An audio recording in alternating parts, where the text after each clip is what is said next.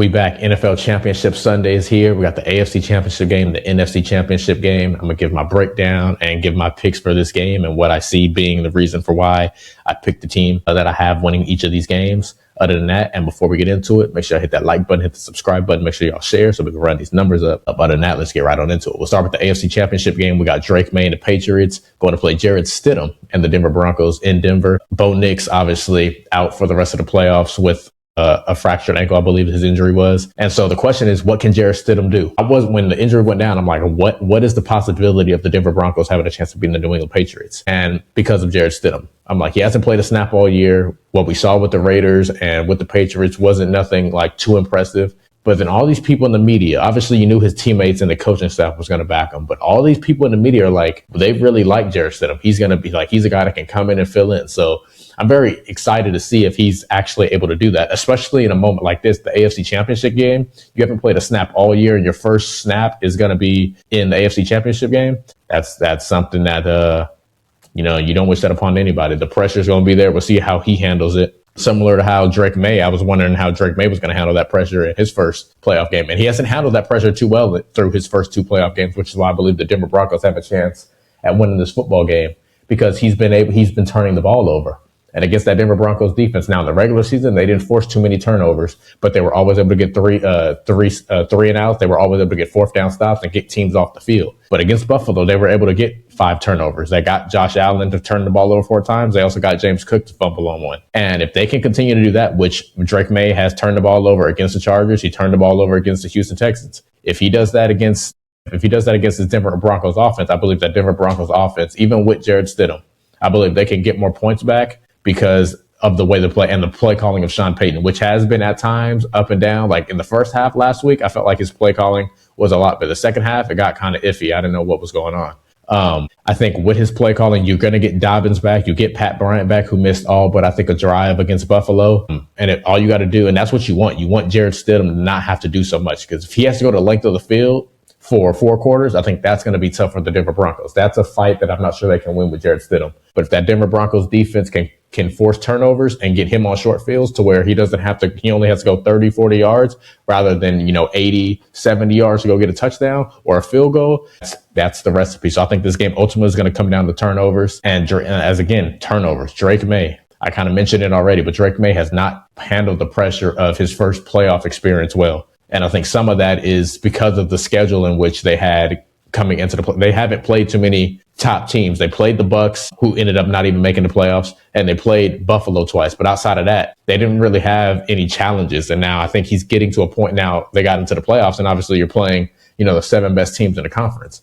And when you're playing those best teams in the conference, you're going to get, it's much better competition than playing the Giants and the teams picking at the bottom, in which they were playing, on their road to the AFC Championship game, or the road to the playoffs, I should say. And so with that being the case, he's turned the ball over because now I think it's just kind of hard to pick up and play, top caliber teams when you haven't been subjected to that all year. You know what I'm saying? So I think that is something that's really kind of hurt him. And against the Denver Broncos team, I think this is the team that's going to make him pay. The Chargers had too many injuries offensively, especially on the O-line. And Justin Herbert is also known as not being great in the postseason. CJ Stroud just gave the ball right back to Drake Maye, no matter what turnover Drake Maye might have had. And that offense was kind of spiraling all year as well. The Denver Broncos is an offense. If they had Bo Nix, it would really be a problem because Bo Nix doesn't turn the ball over as much as Drake Maye does. But Jarrett Stidham, by what all the accounts that everybody's saying, he can go in here and he can manage the game. Some of them believe he can do even more than that. I don't think he needs to do that. I think you need to give the ball to RJ Harvey, give the ball to J.K. Dobbins, who's coming back, as I mentioned, and just allow that play action game to work. They're one of the better run defenses, the New England Patriots, that is. At least over the course of the totality of the season. Towards the end of the season, they kind of started breaking that down in terms of the run game. It wasn't as strong as they were earlier in the year. So that's gonna be a very interesting component. If they can run the ball, Denver Broncos, that is, against that New England Patriots defense, that's going to be where it's tough for the New England Patriots to get back. Because I believe Drake Maye is going to have some difficulty with this defense being one of the top 3 or 4 defenses in the entire NFL. As I said, they came on off 5 turnovers, and they can get to him. They can definitely get to the quarterback, and he's known to fumble the ball. Drake Maye, a lot of his turnovers are fumbles. Sometimes they get him back, but he fumbles the ball a lot. If you get to him and get pressure and you hit him, there's a very good chance that ball's coming out. And when you got Bonito, when you got Jonathan Cooper, when you got Zach Allen and all these guys hunting, that's a recipe for disaster. I think it's a poor matchup for the New England Patriots. I think everything that the New England Patriots don't want to happen, the Denver Broncos defense kind of specializes in that. So it's going to be very interesting. And they got DBs on the back end that can cover. Obviously, you got the best corner in the world in Pat Surtain that can lock down a single side if necessary. So it's going to be very interesting. I am going to go with the Denver Broncos in this one because I believe that Denver Bronco defense is going to make life hard for Drake May. And that's why I'm taking the Denver Broncos. I'm not sure if Drake May is right at this point. And I was saying it all year. I'm like, he's playing fantastic. And I love like the quick turnaround the second year and he's playing MVP conversation, all that. But the schedule always worried me because he wasn't a proven vet. If Tom Brady had the easiest schedule in the league, you're not tripping because, Tom Brady's been there, done that. If you had Josh Allen in the MVP, if you had Lamar Jackson, if you had Patrick Mahomes, Joe Burrow, but him coming off last year when they weren't a great team, they had the fourth pick to be able to get Will Campbell, for example. And then you come in this year and having a great year. And a lot of it is thanks to what Mike Vrabel has done. But a lot of it is also added to the fact that their schedule is one of the easiest schedules we've ever seen leading up to a team that's made the AFC Championship game. So that's where my hesitation had been all year. I'm like, you got to see it. And luckily, they've been able to bail out of the first two, but they have not played great. The offense in particular, the defense has been able to bail them out. And that's why it's a team game. You need the defense to pick up the offense.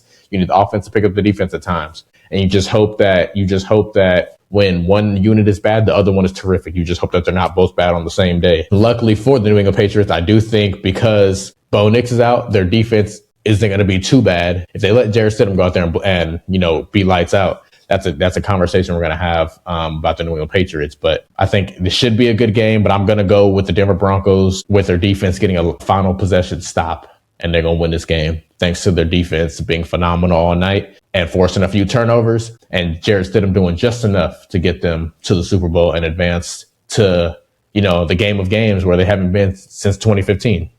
We're in 2026 now, so it's been a long time coming, 10 years. So that's my prediction for the AFC Championship game. Now to the NFC side. This game right here is one that I'm a lot of people are picking the Seahawks, and that's what I'm very confused about, particularly like the knowledgeable football heads. And it's not that they're picking the Seahawks, but they're talking as if the Rams are supreme underdogs in this game, which is very confusing to me because we all know who Sam Darnold's nemesis has been, and it's been the Los Angeles Rams. When we look at his last three games against the Los Angeles Rams, we know what happened in the playoffs.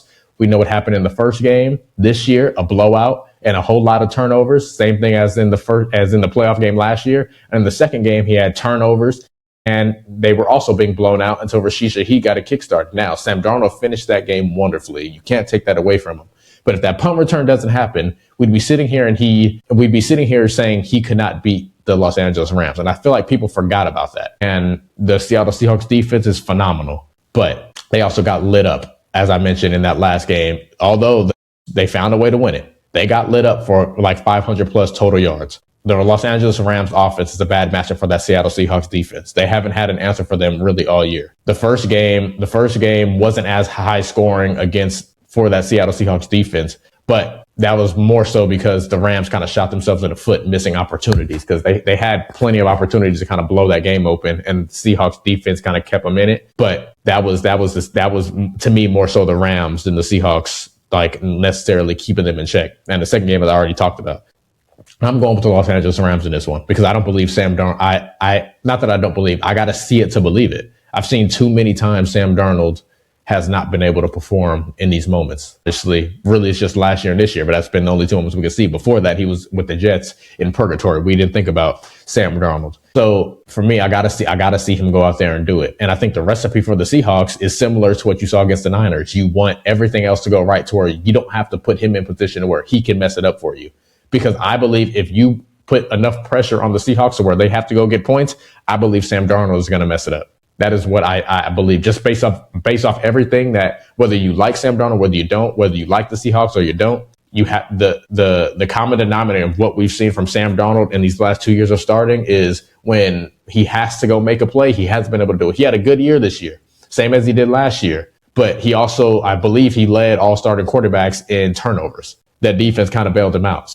And I don't know if that defense is going to be able to bail him out against this Rams offense. The Chicago game, weather, but when it had to get done, Matthew Stafford and that offense went to go get it done. They've always found a way to get it done. As I mentioned, though, I just feel like it's a bad matchup for the Seahawks, this LA Rams offense. And I feel like with the way both sides of the ball for the Rams have been able to be successful against the Seahawks defense, I'm picking the LA Rams until Sam Darnold proves me otherwise, that he can go toe-to-toe with not only Matt Stafford, but he can go toe-to-toe with that defense, because that defense terrorizes him. Fumbles, picks, everything. Jared Verse, I know he's seeing, Sam Darnold is seeing Jared Verse in his nightmares. So I got to see it to believe it. And that's the way I'm picking that game. I believe the Rams should be favored even on the road. I understand that. And luckily for them, if this game was in LA, I believe the Seahawks lose by double digits. I don't know if they lose by double digits in this one, but I also don't believe Sam Darnold can go and get this done. I just haven't seen it. And until he shows me he can do it, I cannot believe it, because I've seen too many of the other instances, especially against the LA Rams. So that's the way I'm going with this one. LA Rams over the Seahawks, Denver Broncos over the New England Patriots. And that's my take. Dig what I'm saying? All right. Make sure I hit that like button, hit the subscribe button. Make sure y'all share. But that is NFL Championship Sunday breakdown. Peace out.